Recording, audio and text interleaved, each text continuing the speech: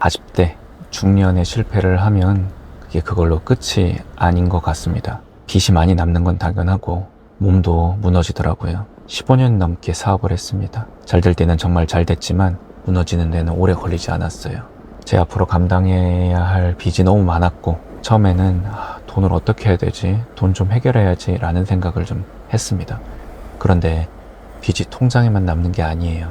돈에 쫓기게 되면 사람이 작아지고 숨이 막힙니다. 정말 몇천원, 몇백원 남은 통장의 돈을 이쪽 저쪽 끌어모아서 컵라면으로 끼니를 때울 때도 많았어요. 빚은 단순히 갚아야 할 돈이 아니라 매일 제 현실을 확인시켜주는 고통이었습니다. 그런데 혼자면 모르겠는데 저는 지켜야 할 가족이 있었습니다. 그래서 집에 들어갈 때마다 문 앞에서 다짐을 했어요. 괜찮다, 괜찮아질 거다. 내 스트레스를 집 안까지는 끌고 들어가지는 말자. 그렇게 아내와 아이가 잠들면 혼자 작은 방에 들어가서 술을 마셨습니다. 그런데 어느 날 온몸에 두드러기가 올라왔어요. 처음엔 대수롭지 않게 생각했고 병원도 가기 싫었고 사람 만나는 것도 싫었습니다. 이미 인생이 무너졌다고 생각이 되니까 제 몸에 대해서 좀 신경을 안 쓰게 되더라고요. 그런데 이게 한 달이 넘도록 가라앉지 않았고 온몸이 가려워서 밤에 잠을 잘 수가 없었습니다. 새벽에 찬물로 샤워를 해야 됐고 너무 가렵다 보니까 침대에 누울 수도 없어서 찬바닥에 누워서 뜬 눈으로 밤을 새울 때도 많았습니다. 정말 잠을 한숨도 못 잘 때도 많았어요.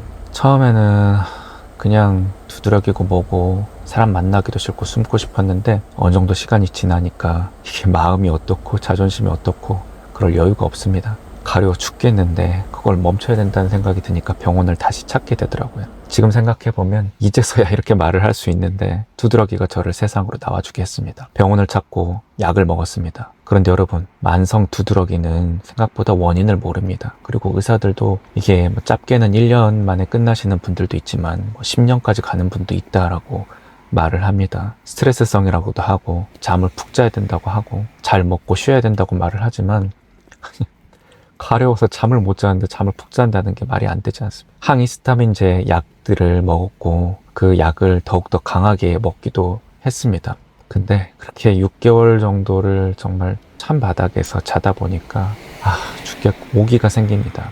그래서 내 몸이니까 내가 살아야 하니까 끝까지 한번 파고들어 보기로 했습니다. 제가 그래도 오랜 사업을 하면서 조금 자신 있었던 거는 뭔가 공부를 하고 학습을 하는 부분은 좀 자신이 있었기 때문에 의사들이 원인을 말해주지 못한다면 내가 한번 공부해보자 라는 생각을 하게 됐습니다. 어차피 간지러워서 잠도 안 왔으니까 그 시간에 공부를 했습니다. 그리고 원인을 모른다고 말했던 것들도 알아보면 알아볼수록 이해가 됐습니다. 자가 면역 질환도 있을 수 있고 감염 증상으로 인한 것도 있을 수 있고 영양 상태라던가 장내 환경이라던가 비타민 D라던가 이런 결핍의 문제일 수도 있었고 정말 여러 가지 가능성이 얽혀 있다는 걸 알았습니다. 그런데 무엇 하나 제 상황을 시원하게 설명해 주지는 못했죠. 그 사람들에게는 원인이 될 수 있지만 저한테는 아니었습니다. 그러다가 국제 피부과학 저널까지 보게 됐는데 인도의 국립의과대학 연구팀이 약간 소금의 연구를 했었는데 만성 두드러기 환자들을 대상으로 피를 뽑아봤더니 2명 중 1명꼴로 콜레스테롤이나 중성지방 같은 지방 수치 이상이 같이 보였습니다. 저는 이걸 보고